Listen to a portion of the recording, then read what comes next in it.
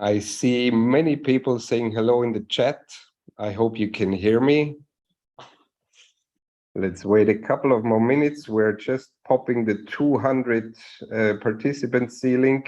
It goes up and up. That's fantastic. Hello from Zimbabwe, Johannesburg, Greece, from Kosovo, from the UK. That's really beautiful that you're all joining. Hello to everybody. Warm welcome to this first ever Global Careers Month. It's quite exciting. My name is Florian Kadlitz. I work as Human Capital Development Expert with the European Training Foundation, and I will be your host today. I know that people are still popping in. We're now from Addis Ababa, Ethiopia, from South Africa, from Dublin, Ireland. Hello, from, again, Johannesburg, Barcelona, Botswana, Georgia, Tbilisi, from Serbia. Hello, everybody. It's really great that you're joining. We know also that we have a lot of participants from social media. So following us there, as you know, we actually do the live streaming on the global website. So maybe Pedro can share the link that you can also know about the website. We have people following through LinkedIn, Facebook, etc., etc. So I see participant number is rising, so I just keep on with the introduction. What's important is you can choose to follow that event in Arabic, in Spanish, in Russian, and in French language. So on that little globe you see on the bottom of the Zoom window, you can select the language you want to follow that event.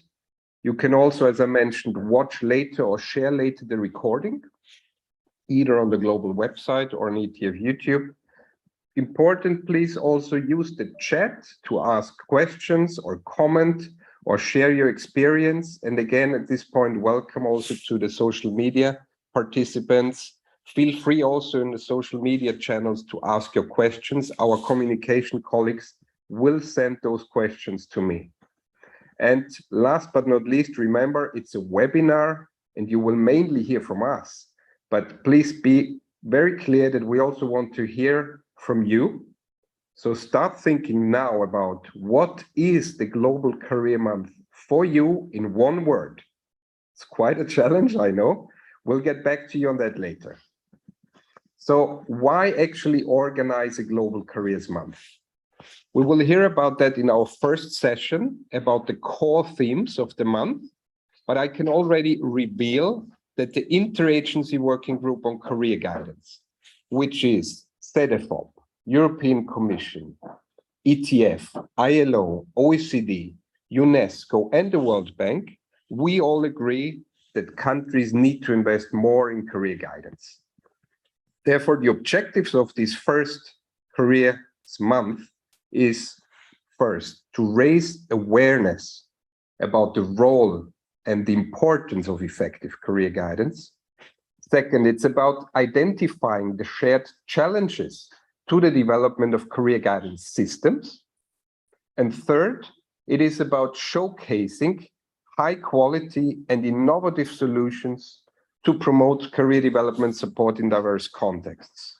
And last but not least, it's about disseminating research that we undertook as interagency member organizations, but also about the research of others.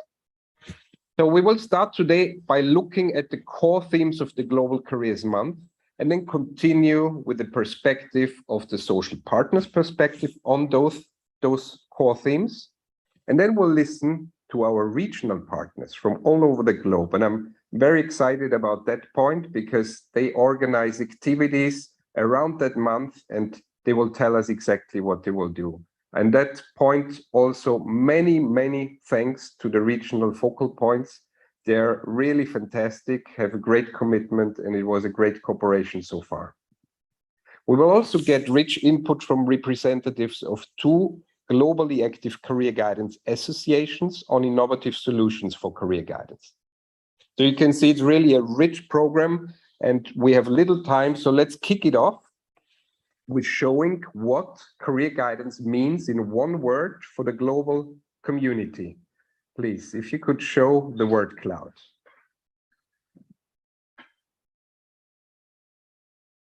we asked globally what actually people understand under career guidance. And you can see, I mean, the amount of words, it's actually quite surprising. The amount of words shows that there is quite some cohesion in responses. So while we know that actually many countries have no definition of career guidance or no joint understanding, especially across sectors, employment, education, youth, there is really a need to find a joint language. And you can see here a couple of words that are really highlighted a lot: of future, learning, that's also my word if you ask me. Livelihood, important, because we're not only talking about high income countries. Opportunity, potential, passionate. So it's more, it's not just about gaining a wage.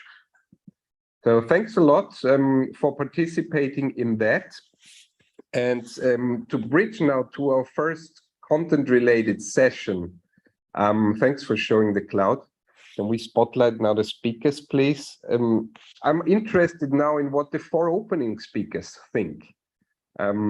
And please, all participants in social media and here in Zoom, feel free to ask questions, to comment in the chat. We will take them up, yeah? So I'm very pleased now to welcome our 4 opening speakers, Ms. Anne Branch, Head of Unit Skills Agenda from the European Commission. Welcome.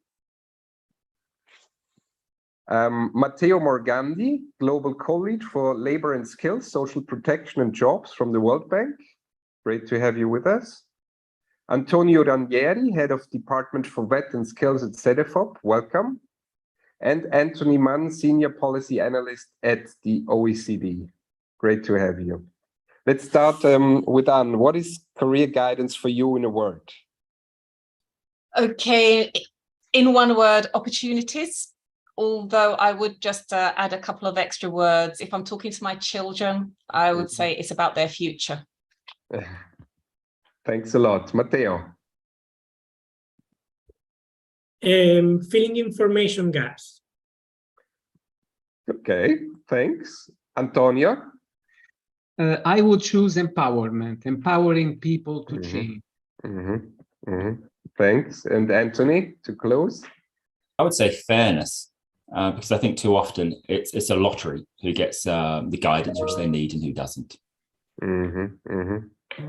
That's very rich. Thanks a lot for sharing that, because it's quite challenging to express it in one word and then you really have to think about it. So thanks a lot. Anne, let's zoom a bit in.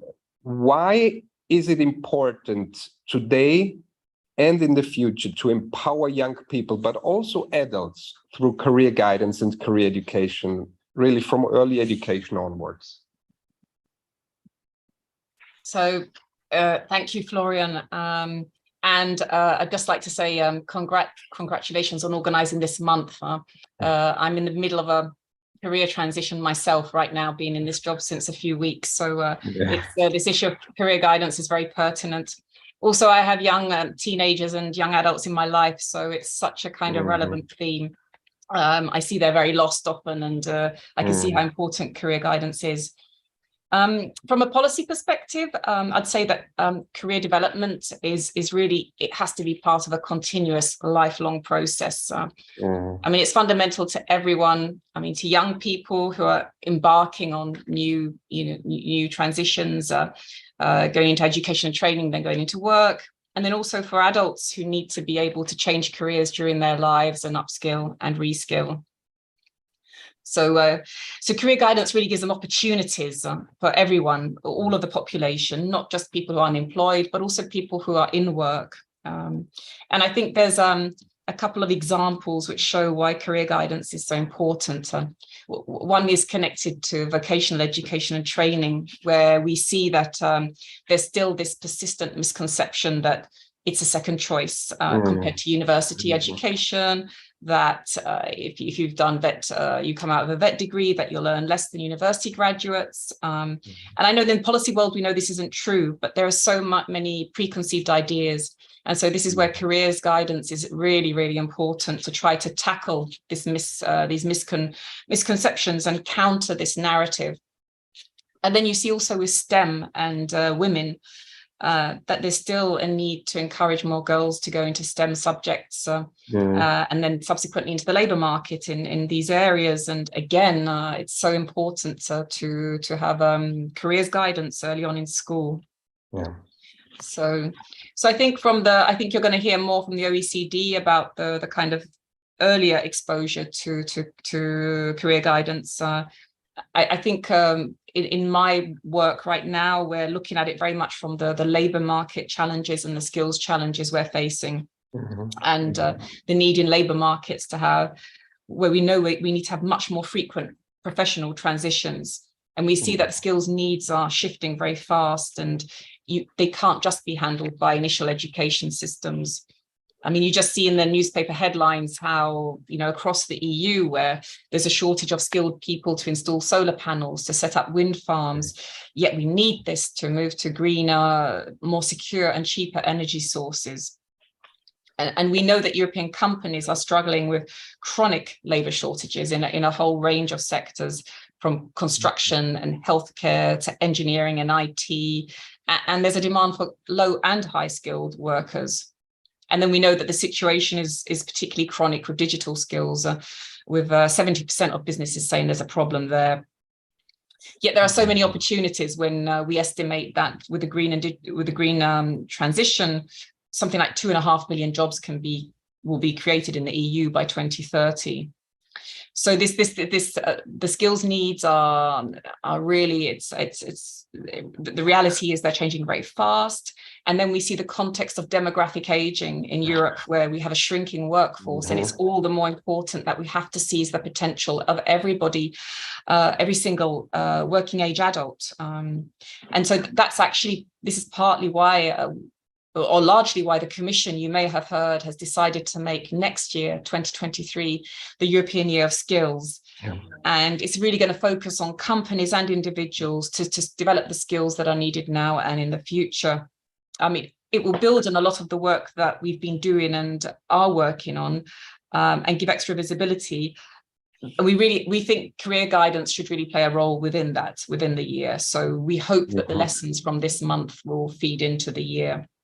And I think finally, I would just add on this question that we think that there's also a really important social function, which is played by careers guidance in helping people find their passion and matching that with their aspirations of opportunities. So we need good careers guidance counsellors, and I'm sure we're going to hear much more about that later today. So thank you. Thanks a million. This is very rich. And I guess your comment on that career guidance has to be part of a lifelong process is really something to highlight. Thanks a lot. Matteo, we know that governments all over the world put much focus on upskilling and reskilling of adults, but why can't we actually reach those most in need? And what role can career guidance play in government's efforts? Thank you, Florian, and thank you for introducing this question. I'd like to bring a bit the perspective of lower middle income countries that have far less resources and developed systems, and yet career guidance remains and is increasingly important because education systems and training systems are becoming more complex. Part of the initial challenge is really that there is no natural hub for career guidance in many developing countries. Education systems at the primary and secondary levels don't see themselves as with the task of providing people with information beyond passing the secondary exam. And then the tertiary education system is already the arrival point of your decision. And often there are interests not necessarily in investing in an integrated information system that will help people make the right choices, because there are also potentially vested interest in having as many applicants as possible, also because the way funding structures are. So there is an institutional gap that needs to be thought through, both in terms of improving the mandate and the capacity of schools to bring up the question and to bring tools, and of more impartial, I would say, and well-informed places like employment services. And one of the challenges is that in many middle-income countries, employment services are scarce. If we put that into a context of a lot of socioeconomic segregation, sometimes racial segregation, the cost of not doing that is what we see in surveys of like school to work transitional survey, youth surveys, where young people just repeat the patterns, the social patterns that they see, the gender patterns that they see. They refuse, as Anne was saying, or they don't consider careers in IT, and invest a lot of time, for instance, in much longer degrees that have much more limited potential or only orientation to the public sector. So another challenge that we find is that often the data to provide good career guidance is there, but it's very scattered. And efforts like the one that we see in OECD countries to create well-designed platforms for career orientation sometimes are even limited by strong restrictions in sharing data from institutions to get good information. So I think the challenges are multiple, but I really concur with one of my colleagues who spoke before that this is a strong equity agenda. We do see that the class and the background correlates not only with opportunities to enter into certain schools and education, but really even to make the good decisions. So it's very important. The last thing I wanted to say is that we do see improvement a lot with the improvement of internet access, and what is probably needed is an effort by governments to bring in the awareness of this service before youth lose contact with the school, I would say, because that's the last point where we're going to reach in mass young people at this stage unless more efforts are made. Thank you. Thanks a lot, Matteo. You raised a couple of very interesting points. I mean, the role of ICT in career guidance is a big issue at the moment, widely discussed, the potential it has to bring services together. That there is no natural hub for career guidance, actually. It's a fragmented policy issue, and therefore it requires a lot of cooperation between different stakeholders, not just ministries, but also others, private and public stakeholders. And the interesting point is that in education, we actually managed to reach whole generations. So it's a real opportunity there to also create demand, because if you work more with young people, they then seem to value that service. And then when they're older, will request also that type of service. Thanks a lot. Antonio, what are the challenges for workers? For those employed, for self-employed, for those working in non-standard forms of employment, and can career guidance be part of the solution? Thank you, Florian, and thanks to Anne and Matteo, who gave us already a very good overview of the main challenges we have in the European context and internationally. Speaking of workers, before you asked the definition, and I said empowering people to change, actually 4 words. The idea behind was not much guidance to encourage people to accept the need for adaptation or flexibility, but to shift from disorientation, sometimes frustration, to empowerment as a desire for action. So in other words, it has to do with helping finding the right motivations for engaging in new learning, discovering new career opportunities. And I was thinking especially to the new generations of workers in Europe. I mean, young people in their 20s, early 30s. These people, you know, as teenagers, they witnessed the consequences of the first deep economic recession after the World War II, and then the COVID pandemic. Today, a new crisis, the energy crisis, the war, and God knows what else. And the soundtrack of their lives has been that the process of digitization and automation will destroy jobs. Yes, there will be other jobs in the future, but what are these jobs like? We don't know, because a large part of jobs that will be available tomorrow are jobs that we can't even imagine today. And so your expertise, what you have learned so far, might be obsolete in a short time. So this is the type of messages they have received. Mhm. Of course, it's not just about young workers. We have, lots of evidence about the perception of a general mismatch problem in the labor market. If you ask 70, 80, 90% of companies complain they cannot find the right people. And actually, today we see not only shortages of high-skilled workers, but also medium and low qualified, including vocational profiles, so to speak. At the same time, we see phenomena like the quiet quitting or the great resignation. And currently we are discussing about the great mismatch, which is not only about mismatches between skills, demand and supply, but a more fundamental gap between workers and employers' expectations.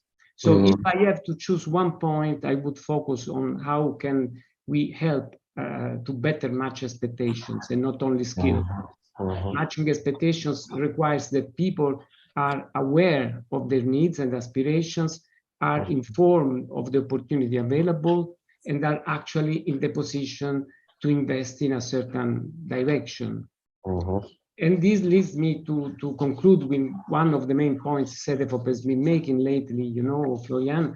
We need a stronger career guidance, but a stronger career guidance is also about making synergies between all areas of policy supporting people in their occupational and learning choices, including outreach, validation, financial incentives, competence development of professionals, and so forth. CEDEFOP CareersNet, our network of independent experts in lifelong guidance, is looking into national guidance systems in Europe to identify some common challenges. And one of them is precisely about this. We still see a distance to travel in achieving coherent and coordinated systems that integrate other policy fields, that make a better use of skills and labor market intelligence, that take full advantage of the digital technology. And I guess this is why we are here. We would like to learn more during this Global Careers Month, during the many events generally organized by the regional contact points, let alone the members of our Interagency Working Group, who we know have all worked hard to realize this first global experiment. So thank you, Florian. Thank you, everyone. Thank you very much, Antonio. I like very much the first point that you raised, that actually career guidance can help create hope also and clear perspectives in a situation where you maybe are afraid of the future.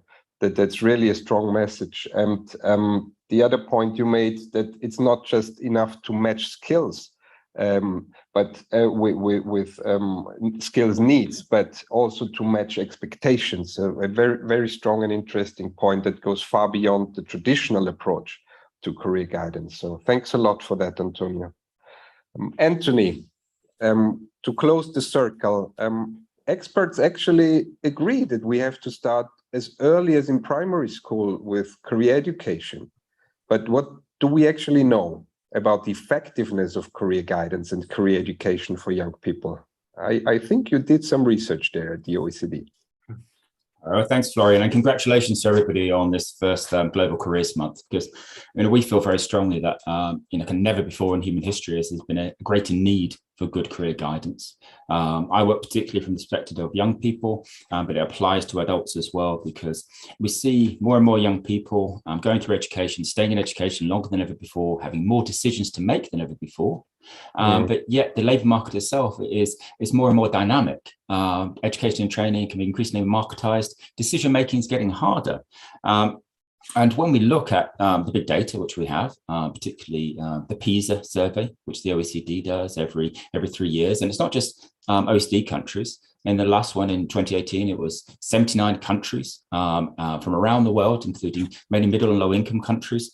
And that really gives us pause to concern about where young people are.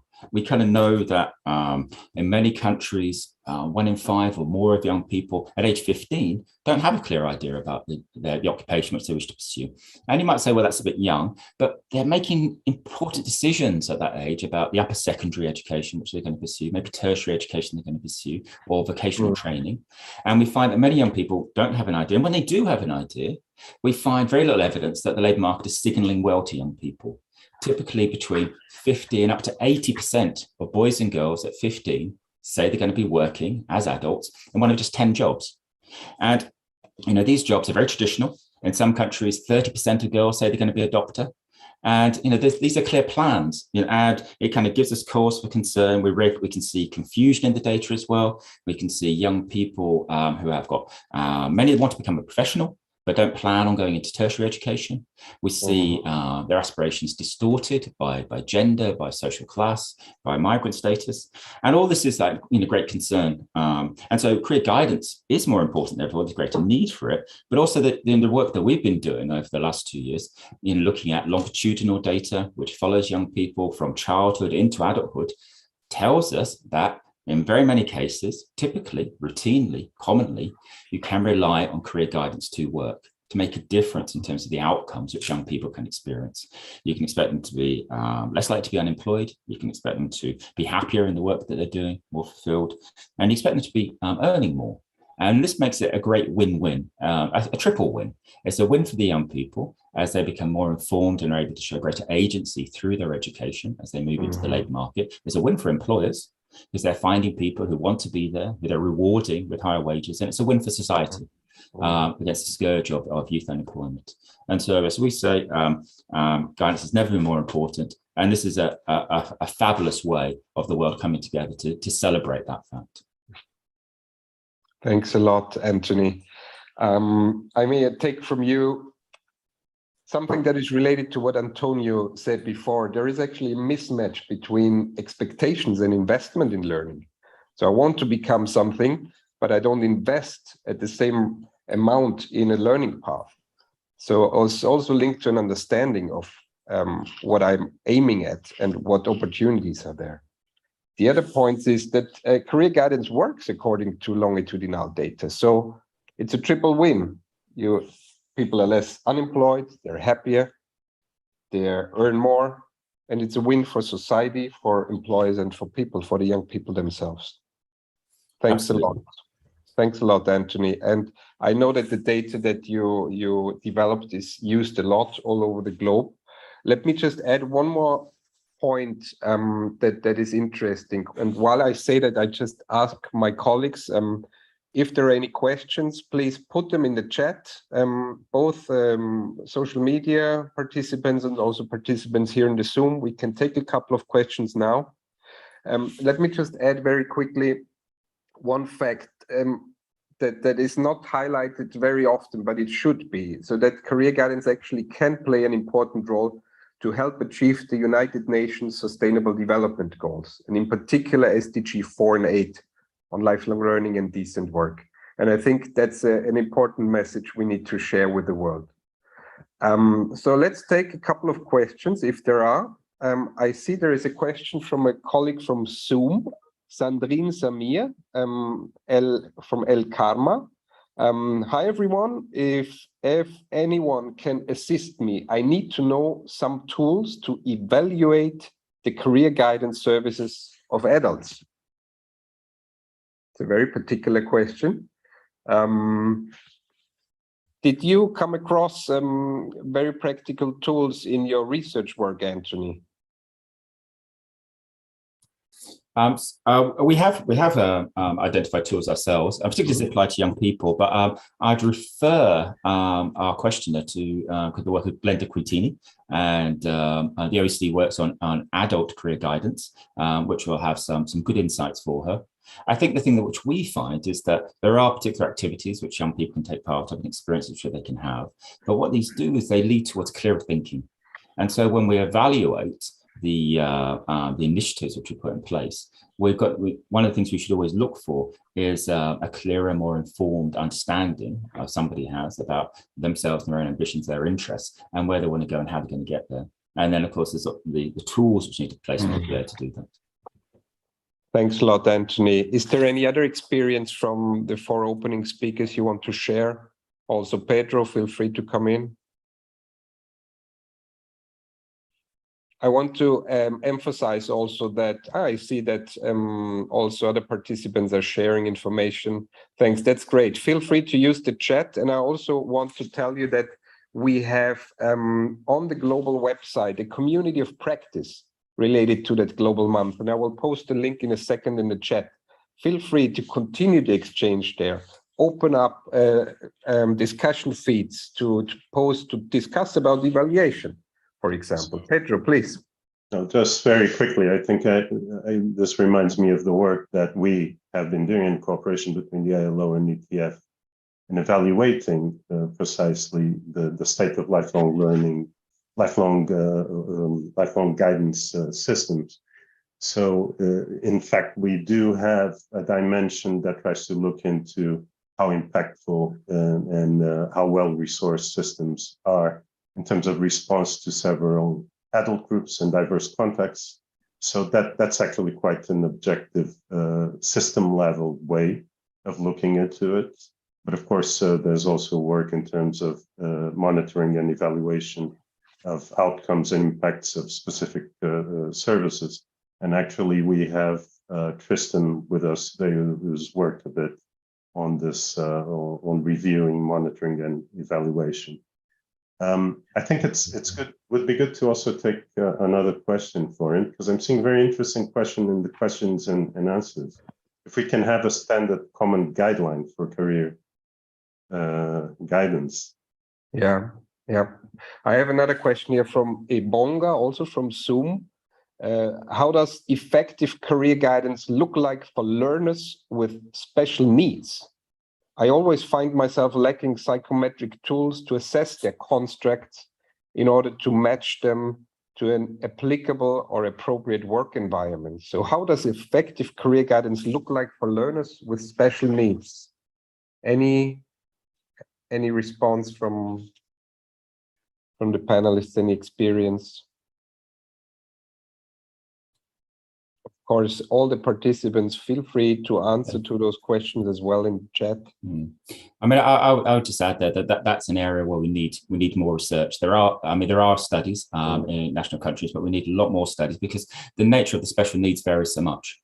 And but what we do find in the studies which I'm aware of is the high importance of experiential learning, career learning. That young people have the opportunity to see for themselves different parts of the labour market, to extract first-hand experiences of being in it, developing the social networks. We can see the way that they can develop their kind of social capital. We can see the way that they can develop their confidence through first-hand encounters, which clearly need to be kind of well managed.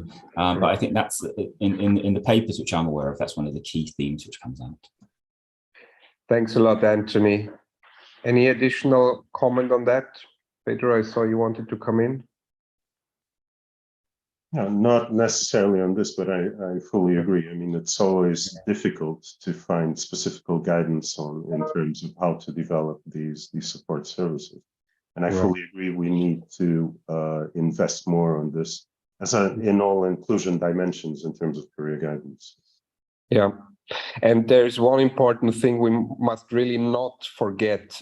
It's good to look at examples of methodologies in different countries, but you need to adapt them to your context, to the needs and situation of your specific context.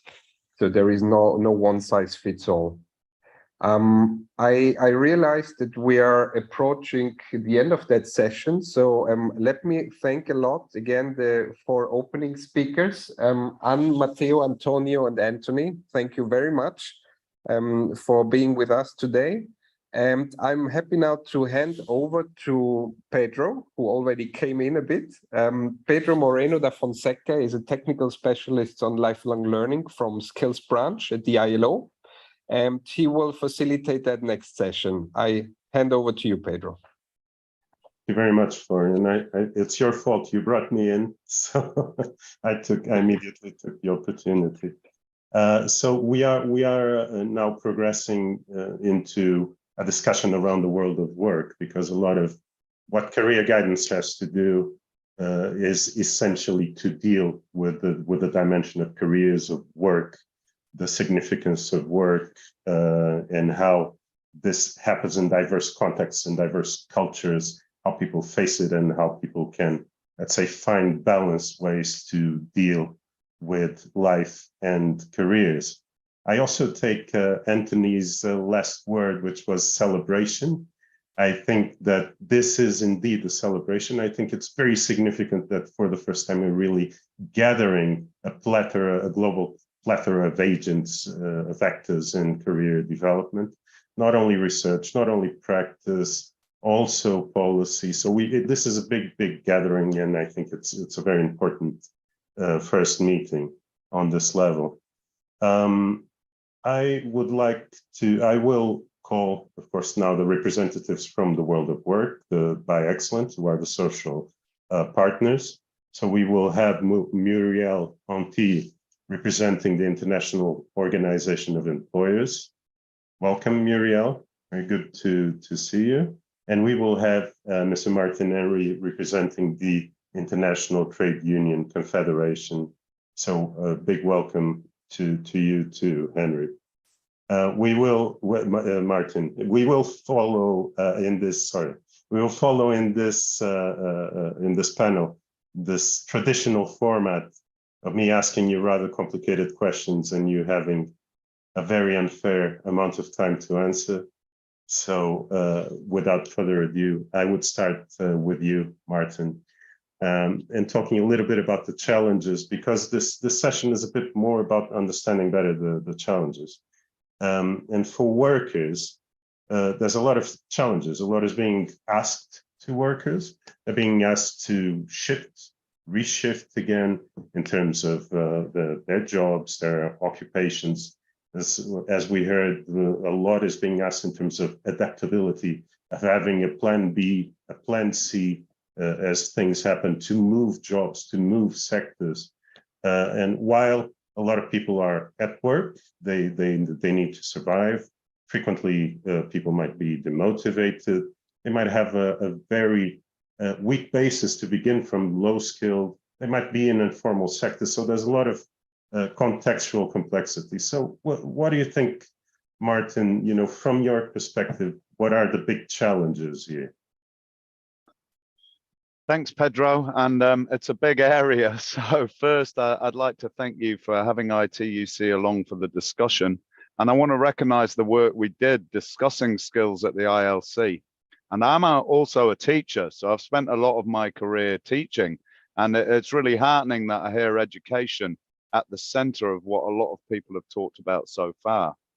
I'd like to start with lifelong learning, because it's clear that what we need in order to make sure that people are able throughout their working career to do the things that you're asking, we need a lifelong learning guarantee.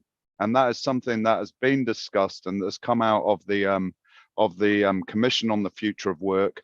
And I do want to build on the work of that commission that I think developed an excellent document that was clear about the need to develop productive capabilities in all our workers. And we prefer the language of productive capabilities rather than competencies, because it's more strengths-based and it's more focused on the individual's ability to grow and develop and adjust. And as we've heard from the previous speakers, that when in a situation of flux, and any approach to careers education, and indeed the world of work that is stuck in stasis, is going to be a serious problem.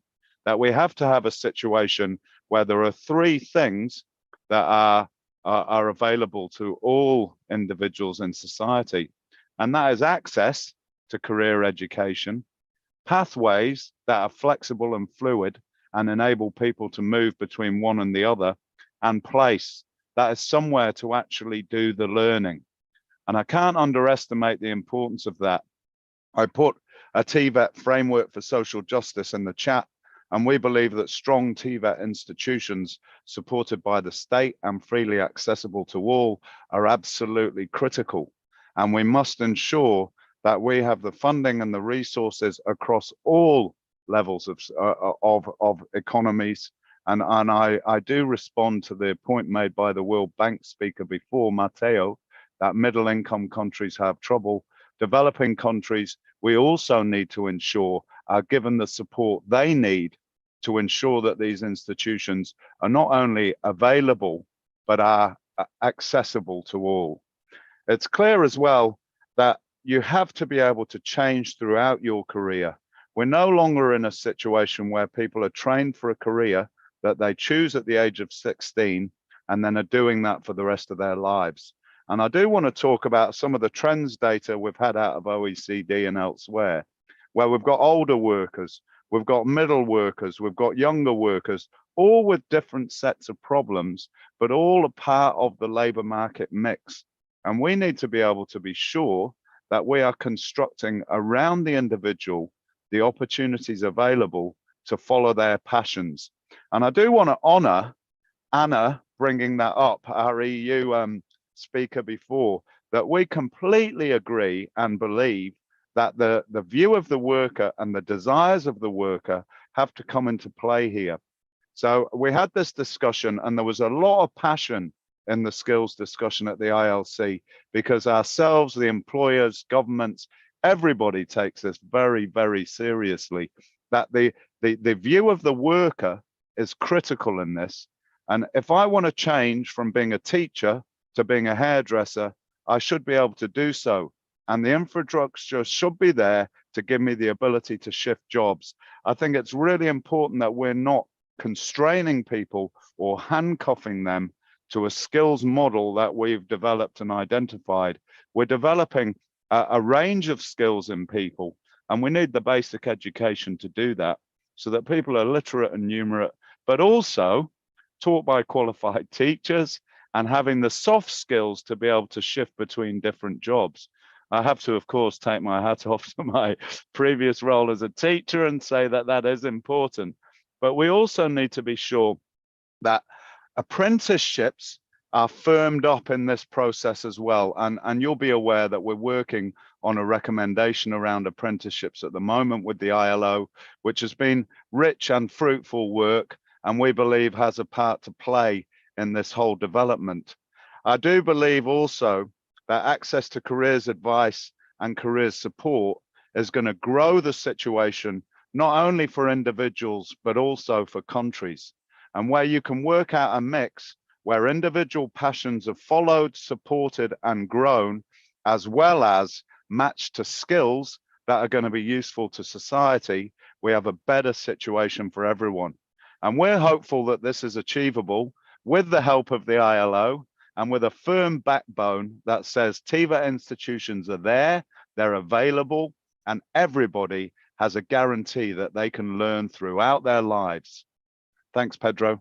Thank you very much, Martin. Let's also hear from Muriel and from the employers now, because I recall that from previous speakers, they said there's a mismatch of expectations between workers and employers' expectations. Would this be true, Muriel? I mean, the challenges somehow seem communicating between workers and employers. I mean, there's a shared challenge with the digital green transformation, with the shifts in the value-added chains, the mismatch, and there's a lot of issues, contextual issues, which are shared. You know, from your perspective, what do you think are the challenges? How can we respond to them too?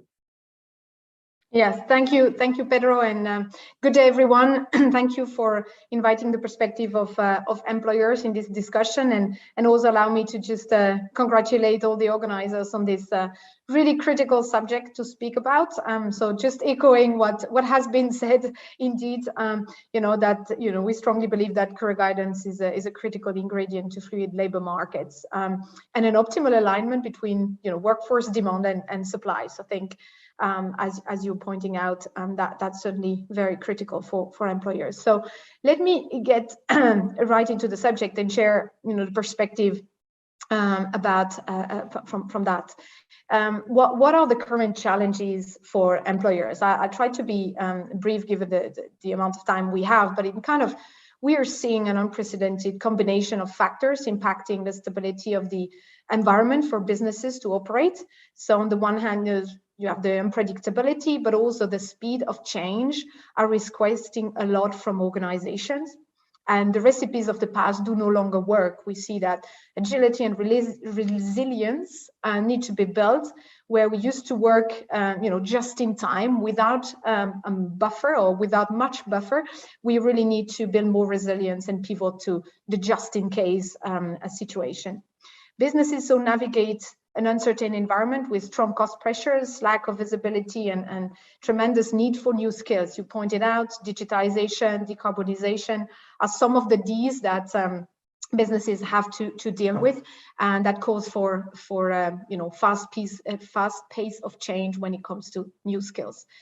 With that in mind, organizations rely on the agile availability of the right skills, and this is imperative to manage the transformation, and more importantly, to continue to perform business work, maintain productivity and competitiveness, and so basically as to keep employment. These skill shifts cannot be managed by the education sector, and I think that has been brought up already in earlier conversation. So at the same time, however, the skill shortages have never been so high. More and more, companies across the globe report shortages. There are tons of figures around that. I mean, half of the UK businesses report shortage. The EU Commission said that the shortages in the manufacturing sector has increased by 27% since the pandemic. So that's just a few, but basically costing a lot of the loss to the economy and impacting our growth and availability for jobs. In many countries, there are more open jobs than unemployed individuals.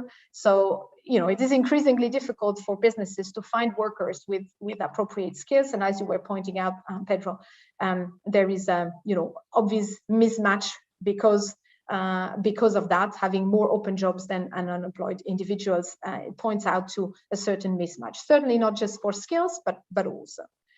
So availability of skills, but also mindset is critical. And I'll finish on that in terms of the challenges. Work-life journeys, and also this has been brought up, but I think this is really critical. Work-life journeys are becoming less and less linear. 30%, and that's just one stat, but 30% of the US workforce change job every 12 months. And it is reported that workers have approximately 5 to 7 careers across their lifetime. And so this is, an unprecedented state, and we find individuals often unprepared and unequipped to face this fluidity, even though many of them actually want flexibility and opportunity, which are offered through that state of, the end of career for life. So how can we, solve for these, and how can, policies and also the private career management sector, public and private management sector can solve for this disorientation, and just to add the three, I named 2 Ds before, the digitization, decarbonization. I think many people also talk about the demographic changes, but we can really, I think we really need to talk about this disorientation, the 4th D in that context. Thank you very much. As I said at the beginning, I'm sorry for the unfair amount of time that you have, but I think that you managed to be very good at pointing out these challenges. And I take away some important points, this flexibility, this fluidity, and the need for a full ecosystem response that I read in both your words and Martin's words.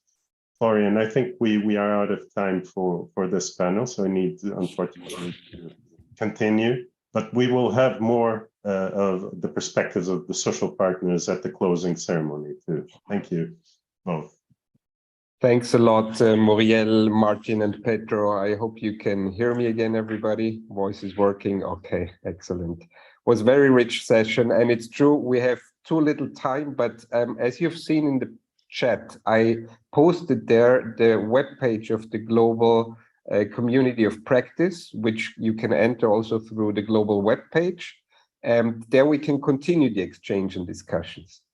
So, but now, what will happen in the whole month? I'm very happy that we can share with you now the activities that will take place all over the globe.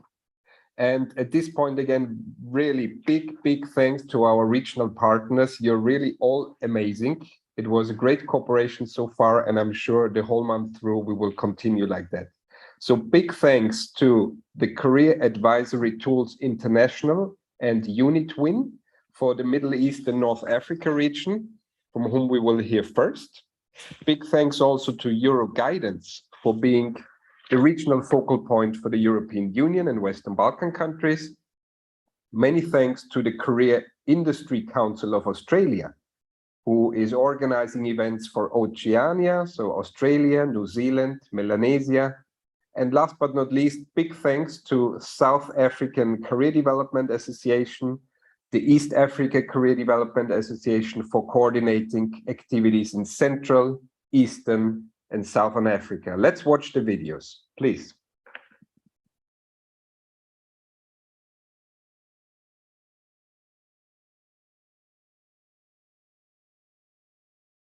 Group who launches the Global Careers Month. Thank you to the Interagency Group who launches the Global Careers Month. Join the MENA region activities during this month. Join the community of practice. It's like a dish party, where practitioners bring their knowledge and experiences to learn from each other and gain a network from different contexts. Join our showroom. It's an online space where institutions and individuals can share the beauty of their work. Join our academy, where its time is dedicated to present researches and studies. We are looking forward to your participation. It's online and free. Just join us. As members of the international guidance community, we all know how important career guidance is. Growing evidence confirms its value and relevance. Career guidance is definitely an investment to help individuals to reach their potential, economies to become more efficient, and societies to become more fair. However, during turbulent times, the need for efficient career guidance is greater than ever. This is our joint challenge across borders, and international cooperation is essential to be able to find meaningful ways forward. The forthcoming Global Careers Month is initiated by the powerful group of international agencies who aim to empower all regions and to support efforts in ensuring the quality and access of career guidance globally. It is a unique event that gives us all a great opportunity to learn from each other and grow as professionals. Internationalization and European dimension in guidance is the core mission for us in the Euroguidance network as well. We are the network of more than 30 centers across Europe focusing on one of the main quality elements in guidance. We are dedicated to the competence development of guidance professionals. This year, we celebrate 30th birthday as part of the unique global event, and it is our great pleasure to invite the international guidance community to meet on November 30th. Let's meet either online or on-site in Prague to reflect on the European tools, frameworks, and practices as means of building competencies for the future. You are most welcome. See you very soon.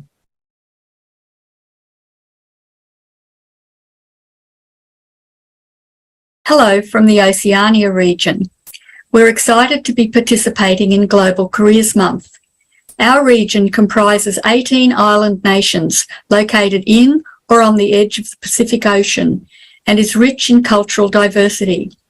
These countries meet annually in a forum whose vision is for a region of peace, harmony, security, social inclusion and prosperity so that all Pacific people can lead free, healthy and productive lives. I'm Mary McMahon and I represent the Career Industry Council of Australia, the focal point for our regional collaboration. And I'm joined today by Heather Lowry-Kappas from the Career Development Association of New Zealand, who we've partnered with on this regional event, which we invite you to attend. Our regional event focuses on the translation of career research into practice and features 4 presenters, 2 from each of Australia and New Zealand. In our region, a range of labour market challenges have been exacerbated by the COVID pandemic. A major challenge is skill shortages, and that's being exacerbated by ageing workforces, fewer migrants and international students coming to our countries since the pandemic.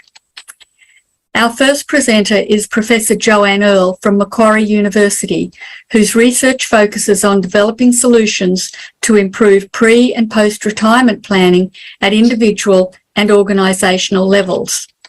Our second presenter is Professor Nancy Arthur from the University of South Australia, whose research focuses on how professionals incorporate diversity and social justice into their work and the international transitions of students and workers. I'll hand over now to Heather to briefly outline the New Zealand contributions to our event, which I hope you will attend. Kia ora and greetings from New Zealand. Our third presenter is Dr. Lynette Reid from the University of Technology, Auckland, who will advocate that the field be more centred in career practice as a form of research. From her perspective, this is research on a daily basis. Dr. Heather Carpenter will talk about her exploration of career confidence derived from research on professional identity and her interest in the application of findings to younger groups in her development of a work and learning identity. No mai, hari mai. That means come join us for our presenters about research and practice.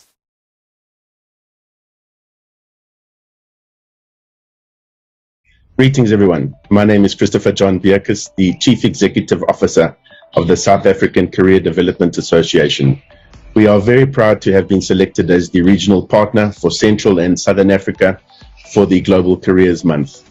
The 2022 regional event will be hosted by the DHET and will showcase some of the work being done on career management frameworks for lifelong learning. We encourage you to join this regional event, which will take place on the 17th of November from 9 until 12:30.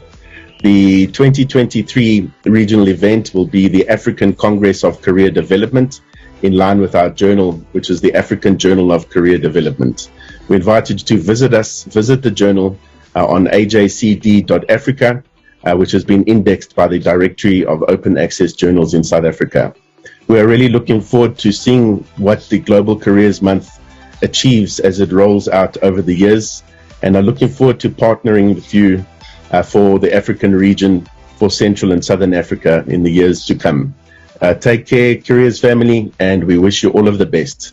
Please now see a short clip on the regional event for 2022. There are millions of people in South Africa who are unemployed. The largest group of the unemployed in our country is actually the youth. These young people are supposed to be drivers of the future, but instead, they live in despair and desperation. They are not just without jobs, they are without hope too. It's been over 25 years since apartheid, and still, so much inequality remains. A lot of work has been done internationally to bring about change, whether social, economic, or political change, through well-researched and implemented initiatives and programs. Some of these initiatives include the European Lifelong Guidance Policy and the Australian Career Development Blueprint, which is where we have sought our ideas from for our lifelong career management framework. We intend to develop this framework for our country and perhaps even beyond South Africa to the rest of the continent. What we want to do is to have a dialogue that is context sensitive and helps us to reduce our unemployment issues long term. So I am very excited that we are finally having conversations of this nature and this magnitude. Conversations that could potentially bring about that transformation that we are forever striving for.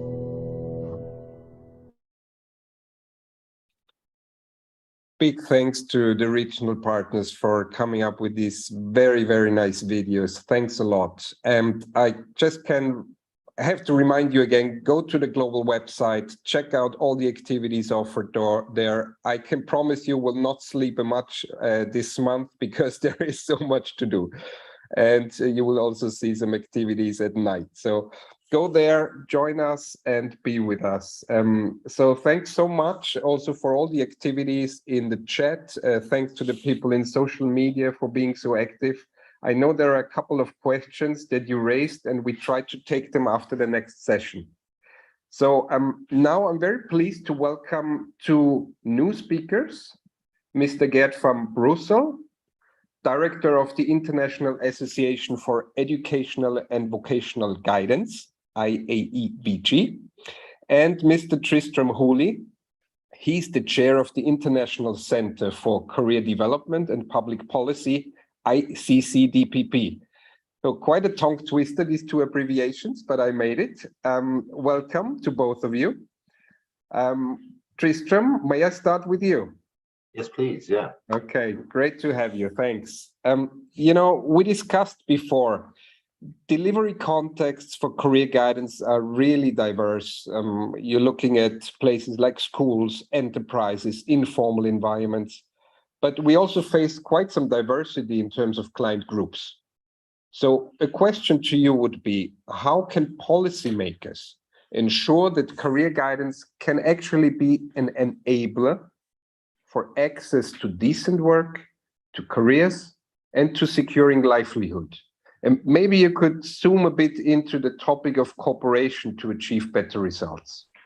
And again, also like Pedro, apologies, big question, little time. I mean, the simple thing to think about is that career guidance benefits everybody. And when something benefits everybody, you're dealing with lots of different kinds of people. You've got lots of different kinds of experiences and different kinds of needs. And from a government point of view, that is tricky because we're often working across lots of different ministries and in service of different policy aims. I mean, we've been talking already about social justice, we've been talking about the economy, we've been talking about the education system and the effective function of the education system. We've been talking about reforming all of these things, you know, and so on and so on. So when you're a government and you're trying to deliver a career guidance system, I think that the challenge is that you have to recognize some of that is delivered through your Ministry of Education in the education system, some through the Public Employment Service, through a Ministry of Labour or whatever, and probably many other ministries also having an involvement. And I think that's why, and I saw Raimo posted a link to the ELGPN guidelines, but a lot of the guidelines that we've created over the years, which say, how do you run an effective career guidance system, say, well, yes, it is going to take place in many different places, but we need some kind of strategy. So governments need to develop a strategy, and then they need to create mechanisms for cooperation and coordination, which probably involve the profession, the social partners, the users of the service, and of course the government and the ministry themselves. So that's the sort of thing that might help us to get a more effective functioning system. Right, thanks a lot, Tristram. And I more and more notice when we work with different countries that cooperation coordination is somehow at the heart of providing professional quality services. Also in terms of reducing resources, increasing efficiency, and so on. So thanks, Tristram. Gerd, can I come to you? Yeah. Great Thank you very much. You're with us today. Thank you so much, and congrats with your great initiative. Thanks, Gerd. IAEVG represents individual experts, institutions, regional, national associations. So you have a huge community representing the practice level.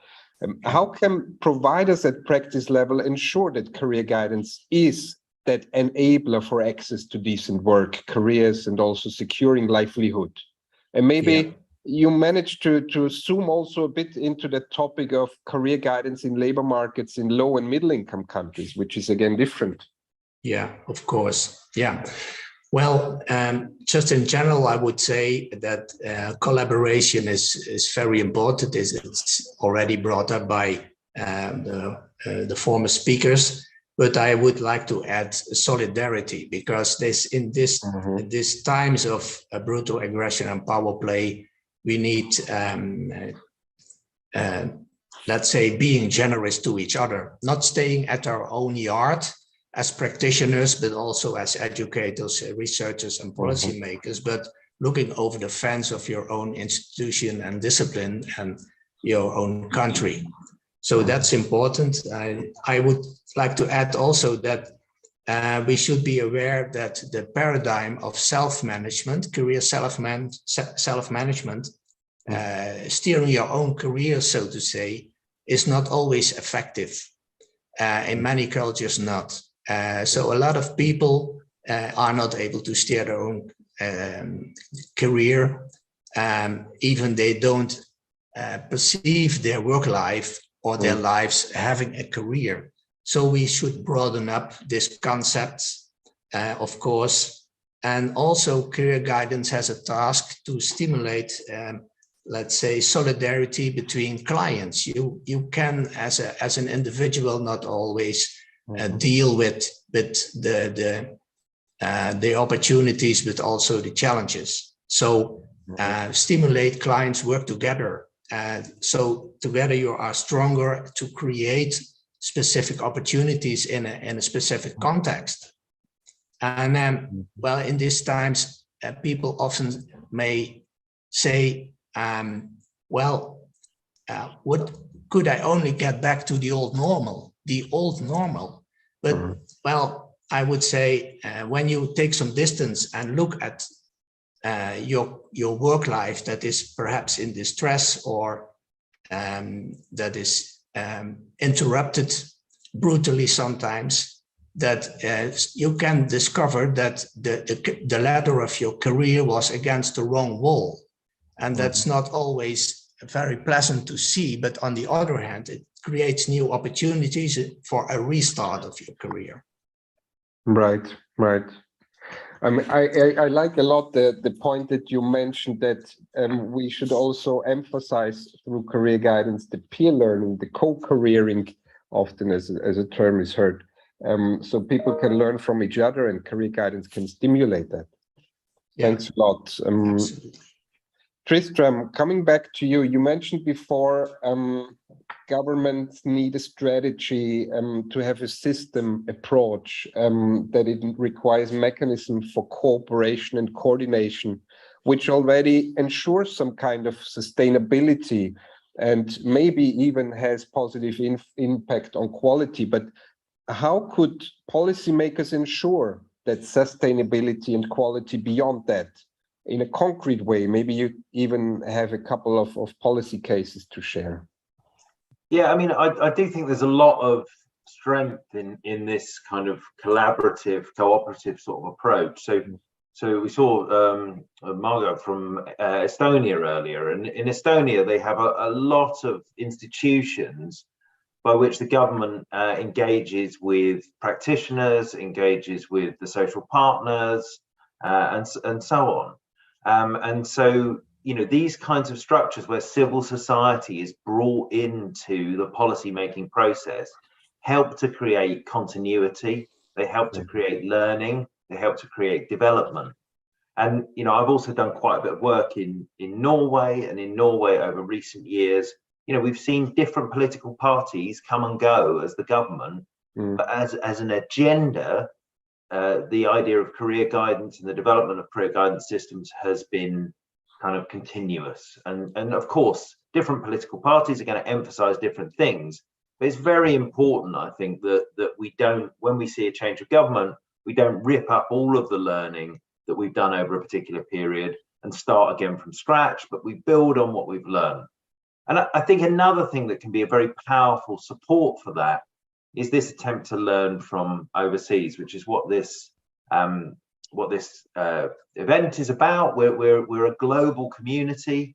I'm here representing the International Centre for Career Development and Public Policy today, which is a global NGO which brings together policymakers and experts to talk about career development. And I think we can learn a lot from each other, and we can learn both in terms of how we might design and organize our systems, but also how we can undertake this process of maintaining consistency and development in what we're doing, and riding out the inevitable changes that you're going to get in any society. So career development needs to continue. It needs to also flex, and we need to recognize different governments will have different interests in what it can deliver, but ultimately it is useful for society, and so we need to maintain it.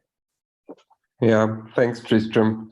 I mean, we notice in the reviews that we did in 10 countries, ILO also reviewed a couple of countries, OECD reviewed a lot of countries in the past related to the career guidance, and cooperation coordination is at the heart of it. Funding remains an issue to ensure sustainability in many countries.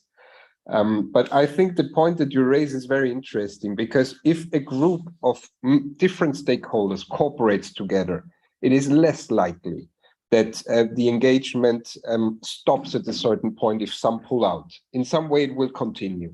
And that continuation is really something that is needed. Thanks a lot, Tristram. Gerd, one last question to you. What role do providers have in ensuring sustainability and quality of services? Yeah, well, most career guidance professionals I know are very open for continuous development of their professional skills and competences. But on the other hand, they should be available, of course, and we all try. And that's a very important role for associations and institutions and universities to present the best possible high standard training and education for career guidance professionals. So we also need, and that's particular for practitioners, that they should not only work with tools that are very easy or cheap or apply or seems to be effective, but they should be secured by serious scientific research. And that's also that makes them stronger in their position to, let's say, policymakers, but also employers. They say, okay, we have tools that are proven and sound we can use. So I think that are a few things that I can mention about how can practitioners contribute. Thanks a lot, Gerd. Can I directly add a question from the chat to you? Regarding the role of ICT, Dabi Singata, sorry for mispronouncing your name, is asking, regarding the role of ICT in career guidance, what is actually preventing us from just automating career guidance?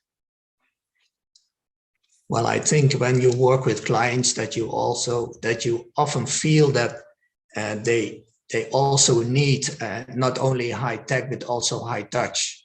So I think that you should always try to make a kind of a combination with that, not only focusing on ICT. It's wonderful, and especially the last few years, we saw a boost in the development of all kind of tools and instruments and methods. But anyway, there are other ways. Yeah. And I think it really should be highlighted that the replacement of face-to-face is not wished and also not possible in this. No. Tristram, can I ask you a question from Raza Abbas from Pakistan? He asks, how can we ensure a common messaging to advocate the significance of career guidance with multiple stakeholders in our region and globally? How can we do that? Yeah, I mean, I think we need to be quite strategic about the way we organize this. And I mean, some of the work that you guys have been doing at the international level shows the importance of bringing together all of these different international bodies who potentially could all have a slightly different message. In the UK, we've been trying to do something similar where we've brought together the professional associations, the employer associations, some of the key experts in the universities, and created bodies that are capable of speaking for the profession. And that needs, I think, ideally to be able to speak for the profession across the life course. So it needs to bring together people whose primary focus is public employment services and universities and schools and so on. So we need to be able to say, can't be kind of traded off against each other, where it's either we get career guidance in schools or we get it in vet or we get it in universities. We need to be saying, no, career guidance needs to be a lifelong offer. It needs to be available to all citizens. And so as practitioners, as experts, as stakeholders that care about this, we need to be coming together and speaking with one voice to government And that will help government to get to a position where they're able to give it adequate funding. And ultimately, government funding is not the only issue, but it is a very, very important issue in this. Yeah. Thanks. That's a very good point. Can I add one more question, Tristram, while you're here? There is a question from Neruda Barakat, and it's related to the role of career guidance to also inform and guide related to migration and going to other countries. And at the same time, Neruda wrote, most of the labor markets in the Western Balkans say they need workforce, but do they look outside? Do career guidance professionals provide information? What's your thinking on that? Yeah, well, I mean, career guidance is an important sort of activity for supporting mobility in the labour market in every sense. So that's mobility between sectors. So it may be that you're working in manufacturing and that's no longer such employing so many people, and you want to move to a different sector like retail or IT or whatever. So career guidance supports that kind of mobility, but of course it also supports regional and international geographical mobility. And so you've got networks like Euro Guidance in Europe, which are absolutely designed to support that kind of mobility around the European region, around learning choices, and ultimately around career choices as well. And I mean, there are some tensions here as well, because career guidance can't just be a way in which people are kind of sucked out of one labour market into the labour market with the highest wages. I think career guidance has also got a responsibility to help to support local labour markets. That's why governments are going to invest in it. So there are some tensions here, but as an individual, you should expect when you go and seek career guidance to be able to have a discussion which is not simply what can I do round here, but also what could I do if I move to the other side of the country, or even if I move to the other side of the world. That is part of what we're discussing with people. Right. Thanks a lot, Tristram. Gerd, can I bring you in on that same question? What's your thought on that? You're muted. Sorry, Gerd. We can't hear you.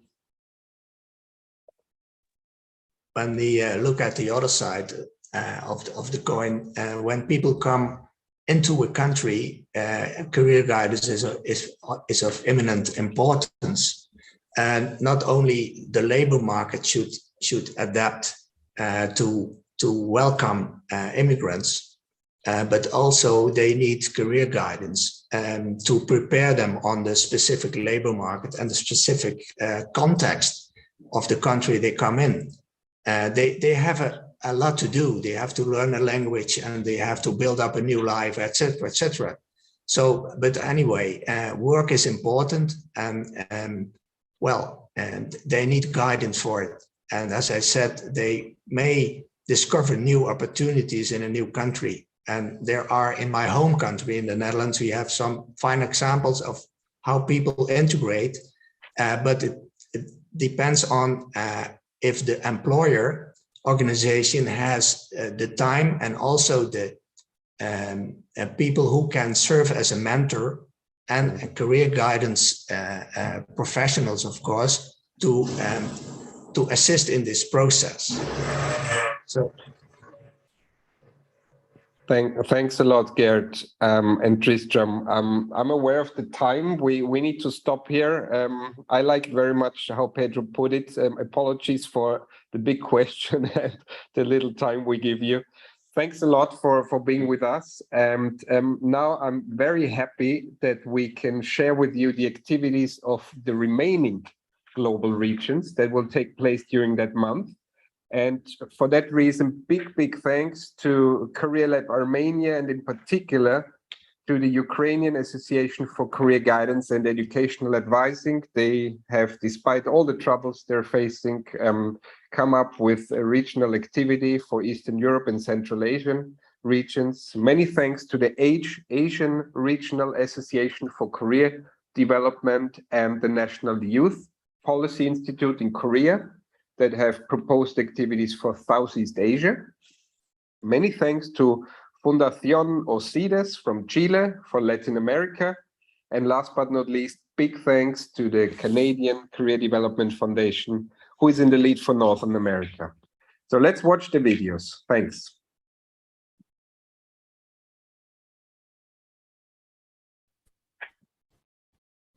Never before in history has career guidance been so important. Career guidance practitioners are like teachers in education at the heart of providing quality services. The professionalization of career guidance practitioners will therefore be the core topic of our regional event for Eastern Europe and Central Asia. I'm Haiku He, the founder of Career Lab Armenia, and together with our colleagues from Ukraine Association of Career Guidance and Educational Advising, we would like to highlight that the topic of professionalization and practitioner competencies to meet the challenges in the various countries. Kazakhstan aims at rolling out career education in formal education, but what skills do teachers and counselors need? Ukraine and other countries need to deliver services to displaced citizens. What are needed for counseling? Outreach to all, from vulnerable groups to workers, including in the informal economy, is required in all countries in the region. But what skills do practitioners need? There is an increasing need to work in partnership between public employment services and civil society organizations, between schools and vet institutions. But what skills are needed for deliver on this? It's not enough anymore to just present information about occupation, about demand of job vacancies, and education pathway to young people transition for to choose a job for life. It's not enough to develop practical skills such CV writing or interviewing. Career guidance need to empower people by also developing social and emotional skills that allow for managing the mindful and challenging transition over a lifetime. But what skills are needed to deliver on this? In this context, the main objective of the event is therefore threefold: identifying the challenges related to career guidance practitioners' competencies, showcasing solutions and overall, valuing the qualification of career guidance practitioners, highlighting the importance of their work in a rapidly changing world. We look forward to welcoming you in our regional event in the framework of Global Career Month and together discuss who we are, what we do, and why we do. I'm the president of the Asian Regional Association for Career Development and National Youth Policy Institute in Korea. First, I would like to thank the Interagency Career Guidance Working Group for giving us a chance to host the Global Career Month in East Asia. I'm delighted to share information with the career education experts in East Asia and around the world through the GCM. The theme of the GCM is career education and training in the aftermath of COVID-19. Ironically, our experience with the pandemic over the past 2 years allowed us to willingly host the webinar and using metaverse and the platform, which is also an exemplary the method space for career education after the corona pandemic. I look forward to sharing what I have dealt with or can cope with during and after the pandemic. I also hope that the GCM will continue. We want to thank the Interagency Career Guidance Working Group and the experts from each countries and who participated in the preparation of the GCM. Welcome to the GCM. Never before has professional education and career guidance been so important for the development of individuals' transitions from education to work, as well as their lifelong career trajectories. On the other hand, the responsibility of education providers to meet countries' social and economic requirements and development is urgent. In this context, career guidance is indispensable, particularly consider its role as a key driver to support the empowerment and agency of people to face process of transition, training and exploration, placement, integration, and reintegration into the workforce in times of uncertainty. OSIDE's foundation, through its role as a focal point for the World Careers Month in Latin America, convenes the symposium Education for Life and Career Guidance in Latin America 2022. The purpose of which is to place the debate on the role of education for professional and career guidance at the center of the national and regional review as tools and strategies to contribute to improve the results of educational system, of individual employment and employability, and of society as a whole. This is being channeled based on the exploration of evidence, challenge, and good practice collected in the entire region, taking into consideration the region-specific development as well as the needs and particularities of the diverse of people, systems, and labor markets. The structure of the symposium consists of 4 days activities, 1 per week, which will take place on Thursday, November 10th, 17th, 24th, and December the 1st, started at 9 a.m. in Chile's schedule through a Zoom meeting. The target audience are representative of public bodies of education and employment system, guidance professional or persons in charge of vocational or employment guidance service, researchers and academic and public policy makers.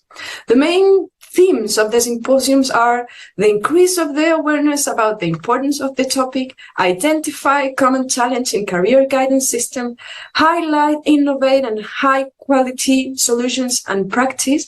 And for each focus, we will have a master talk and a discussion table. Poster will be also available on our website, osides.org. Hope to see you at the event.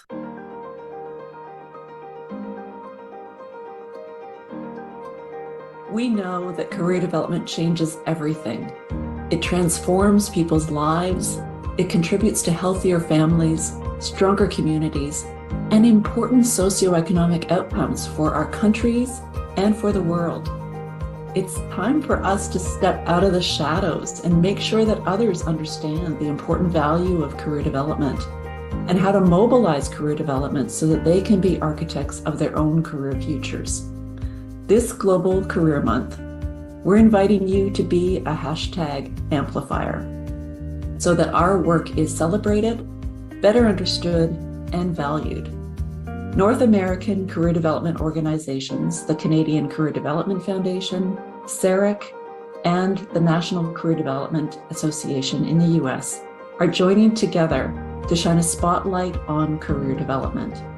For Global Careers Month this November, North America invites you to join us in a social media campaign, Career Development Changes Everything.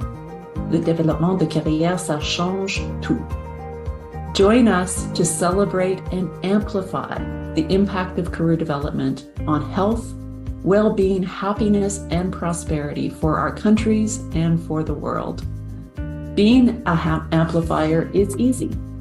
We're inviting you to choose your favorite social media platform and to post a short video or a text using the hashtag Amplifier2022 and tagging CCPF, CEREC, and/or NCDA. We're offering some prompts to get you started, but you can post about whatever you would like that shines a spotlight on career development, what career development means to you, how it's changed your life or the lives of those that you serve. It can be a shout out to someone who's had an impact on your own career development this past year, or why you're so darn proud of being a career development professional. Together, we can be amplifiers profiling the fact that career development changes everything. So get involved as a career development amplifier this November. Visit careermonth.ca/global for inspiration and tips on how to get started. And in the meantime, happy Career Month.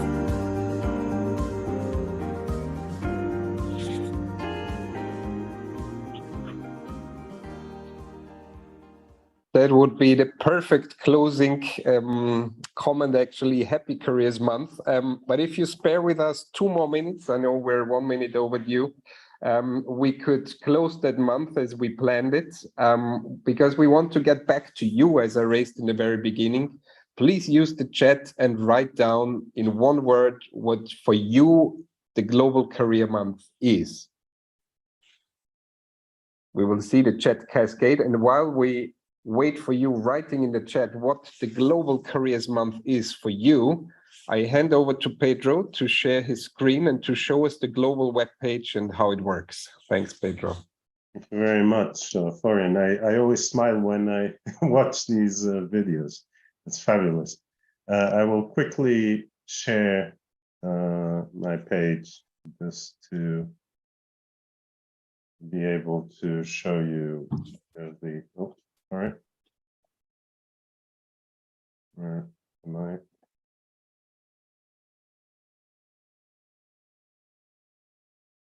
Actually, 1 second, here we are. So the web page is very easy to use. So most of you probably have navigated through it.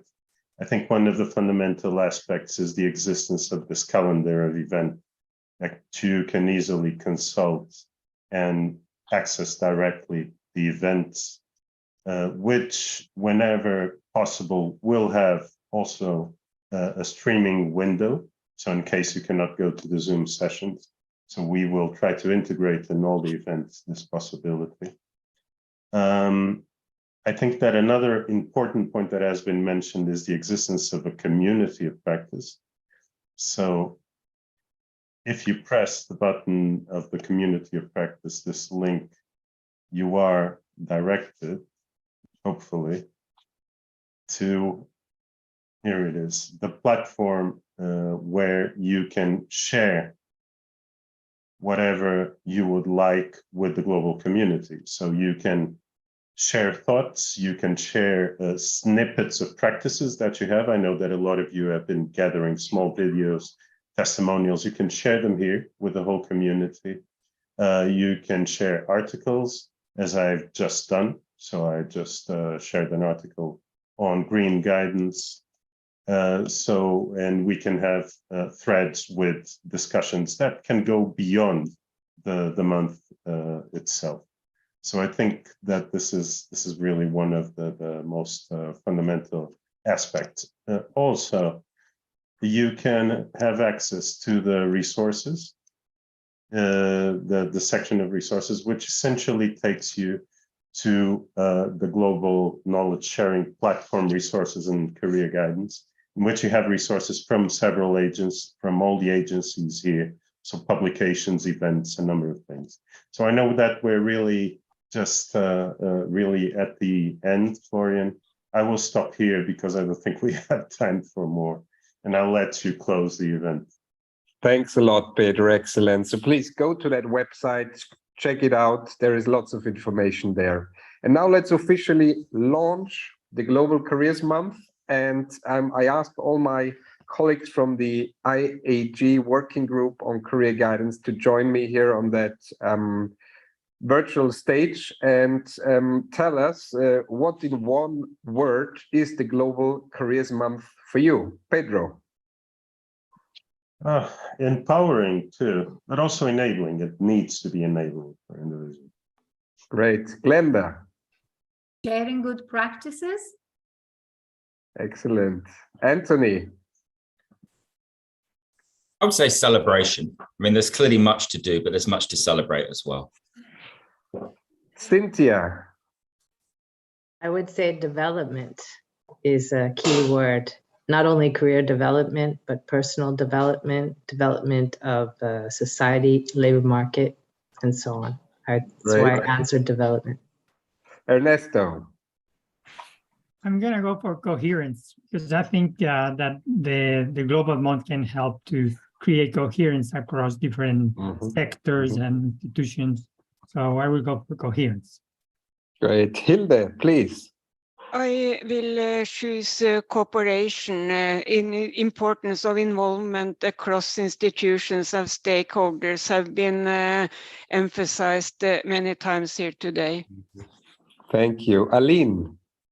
Well, for me, it's a great opportunity to learn. Good. François.